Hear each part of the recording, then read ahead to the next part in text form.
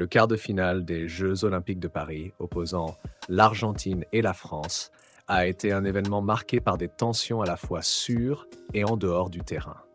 Après un match particulièrement intense, Nicolas Otamendi, capitaine de l'équipe argentine, a exprimé sa frustration envers certains joueurs français, en particulier Loïc Badet et Enzo Milo. Ces propos ont rapidement suscité des réactions, notamment de la part du combattant de MMA français, Cédric Doumbé. La rencontre a été marquée par une grande intensité, avec une équipe française qui a réussi à prendre le dessus sur une Argentine déterminée. Grâce à une performance remarquable de Mateta, la France a décroché sa place en demi-finale des Jeux Olympiques. Cependant, la déception de la défaite a visiblement affecté Otamendi, une star de l'équipe argentine. Ces propos, relayés par le quotidien Olé, reflètent une volonté de régler des comptes. Badet, je ne sais pas quoi. S'il veut faire la fête, qu'il vienne directement là où nous sommes et nous réglerons ça, a-t-il déclaré. Ces paroles empreintes de colère ont rapidement fait le tour des réseaux sociaux. Nicolas Otamendi a également critiqué Enzo Milo, qui a été exclu après la rencontre pour avoir, selon lui, nargué le banc argentin. Il a fêté la victoire devant nos remplaçants. C'est une chose de célébrer sur le terrain avec son équipe. Mais ça, je n'aime pas, a ajouté l'ancien joueur de Manchester City.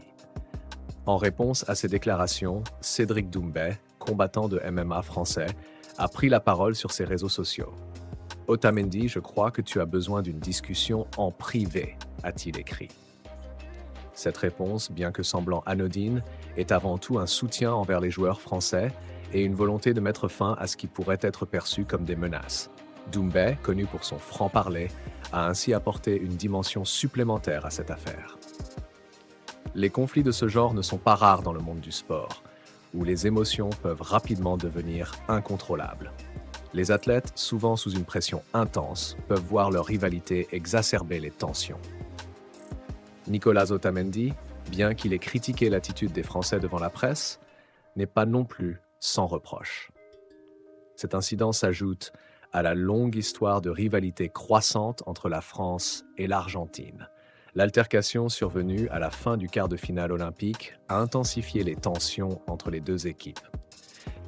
Les provocations et les confrontations ont enflammé les protagonistes du match, aboutissant notamment à un carton rouge pour Enzo Milo, joueur français. Après le match, Nicolas Otamendi, s'adressant à la presse argentine, n'a pas hésité à critiquer le comportement des joueurs français, menaçant particulièrement le défenseur Loïc Badet. Cependant, l'exemplarité est de mise, et ce n'était clairement pas le cas ici, puisque des images montrent qu'Otamendi a physiquement attaqué Enzo Milo par derrière lors de l'altercation. Classe. L'équipe de France doit faire face à un handicap suite au carton rouge infligé à Enzo Milo, ce qui aura un impact significatif sur la demi-finale. Les Bleus se sont qualifiés pour les demi-finales du tournoi olympique en battant l'Argentine. Cette victoire leur permet de rencontrer l'Égypte lundi soir, avec la perspective de décrocher une médaille olympique en cas de succès. Cependant, ils devront se passer d'Enzo Milo, le milieu de terrain ayant été expulsé. Accusé d'avoir envenimé la situation par ses provocations, Milo a été exclu après le coup de sifflet final. Thierry Henry a souligné après le match que cela pose un problème de règlement. En prenant un rouge, tu empêches un réserviste de rentrer, a-t-il expliqué, reprochant à son joueur un carton rouge évitable, ce qui oblige les Bleus à se présenter avec une feuille de match de 17 joueurs au lieu de 18. L'équipe de France doit donc composer avec ce handicap car le règlement interdit qu'un réserviste intègre la feuille de match en cas d'expulsion. En octobre dernier, Neymar s'est gravement blessé au genou lors d'un match du Brésil contre l'Uruguay. Depuis cette blessure, il n'a pas remis les pieds sur le terrain, suscitant une grande inquiétude chez ses supporters. Il a lui-même admis que son retour était plus ardu que prévu. Bien qu'il ait subi de nombreuses blessures, notamment avec le PSG, celle-ci est la plus longue pour Neymar. Le 18 octobre dernier, la star brésilienne s'est déchiré le ligament croisé antérieur et le ménisque du genou gauche pendant un match de qualification pour la Coupe du Monde 2026 contre l'Uruguay. Plus de 9 mois après, Neymar n'a toujours pas repris la compétition. Une blessure de cette gravité nécessite un long processus de rééducation et de réathlétisation du genou. La patience est mise à rude épreuve en raison des douleurs persistantes pour le joueur. Pour Neymar, la vie n'est pas toujours facile. Sur les réseaux sociaux, notamment Instagram, l'ancien joueur du PSG a exprimé ses doutes concernant sa santé. Pour la première fois, Neymar remet en question son avenir sportif et évoque un sujet délicat pour un footballeur de sa stature, la retraite. Le Brésilien pense souvent à cette possibilité, mais il tient bon grâce à sa foi. Après cette blessure, il y a des jours difficiles, d'autres où je veux abandonner. C'est dur de traverser tout ça. Mais ici, il y a un guerrier qui ne va pas s'arrêter jusqu'à obtenir ce qu'il veut. Dieu est ma force et mon refuge. Nous continuerons à nous battre chaque jour, a-t-il déclaré en story Instagram. Plus son absence se prolonge, plus la perspective de la retraite devient plausible. Rappelons que Neymar a déjà 32 ans et qu'il joue au niveau professionnel depuis 15 ans.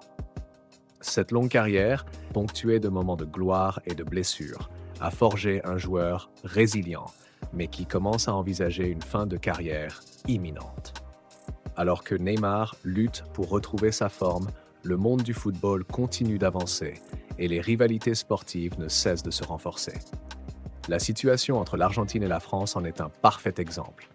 Les tensions et les conflits font partie intégrante du sport, mais il est crucial que les athlètes et les figures publiques montrent l'exemple tant sur le terrain qu'en dehors.